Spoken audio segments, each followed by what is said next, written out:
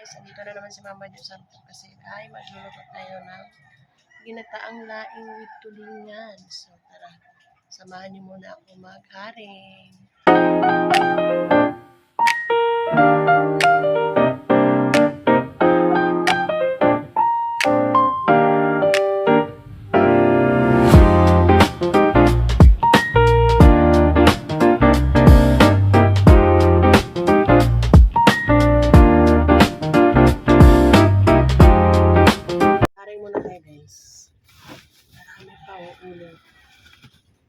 Dito muna tayo magsaing ng ulam o magluto ng ulam. Tapos magharing muna sa Mama.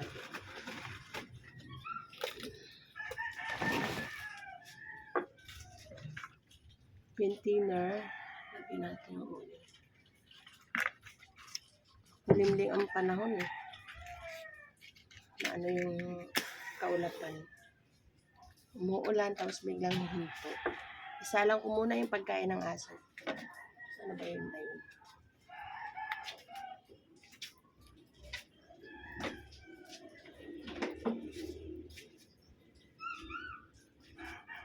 Isa lang muna natin yung pagkain ng aso. Makaupo naman ako magkaswagasan. Ito yung ating blower. Isa lang natin. Pagkain ng aso yan. Ang pagkain ng aso ay aking sinasaing. Siyempre para hindi sila kumakain ng hilaw. Walisin natin yung agbon. Sana ba yung agbon? Yung isa ko.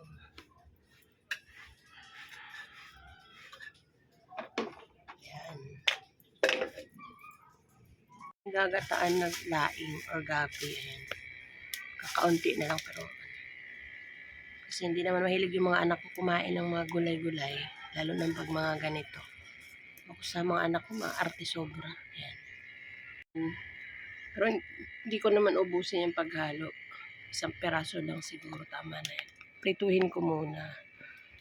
Diba? Para may ulam tayo, guys. So, munang sinalang. Ayan. Guys, sinalang na natin yung ating tulingan.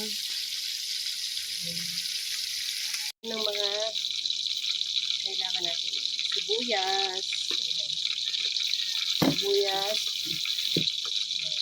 Bawang. Saka luya.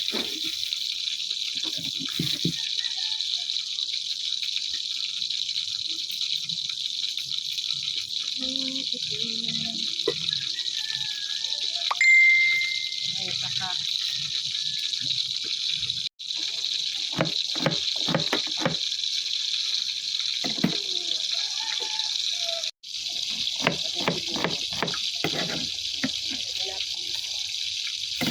bawang, luya.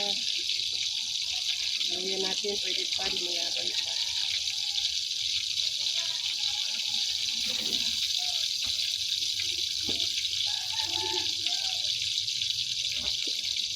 Parang yung cellphone ko guys, natanggal na, sira na. Wala na tayo nitong pang ano, vlog. Wala tayong quart lang. Ayan, luya. Sabi natin.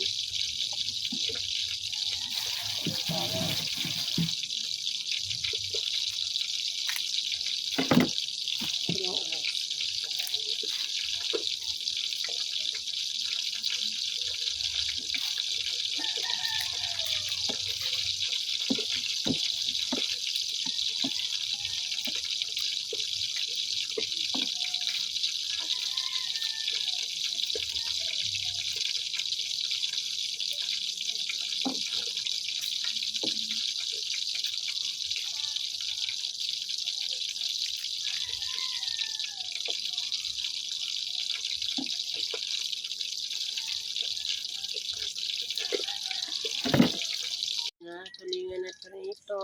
Luto na. Hanguin ko lang. Yung ating laing, ang unang, ay pangalawang piga yan naggata na nilagay ko. So, hayaan lang natin kumulo. Hayaan natin itong 2 peraso na tulingan. Hayaan natin doon sa ating laing. mainit pa. Init pa guys. Ay po. Init. Ating hinimay na tulingan. Pamintang powder. Tsaka magic sarap. At asin. And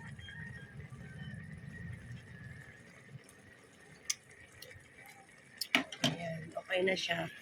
Yung ating isda. Ayan. Para lumasa sa ating gulay. Ayan na guys. Nilagay ko na yung unang piga. Nagkata lang yun. Kaya alam muna natin kumulo. Laing with pritong tulingan. Creamy. So ayan na. Kainan na.